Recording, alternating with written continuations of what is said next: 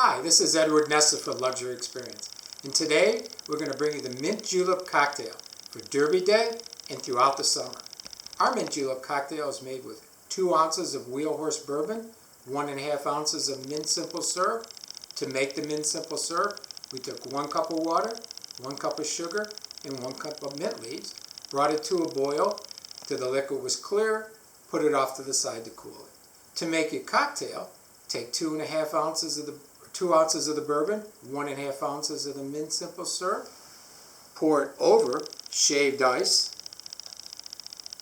let it look good, and put in some fresh mint. Cheers! This is Edward Nesta for Luxury Experience. Read more on luxuryexperience.com.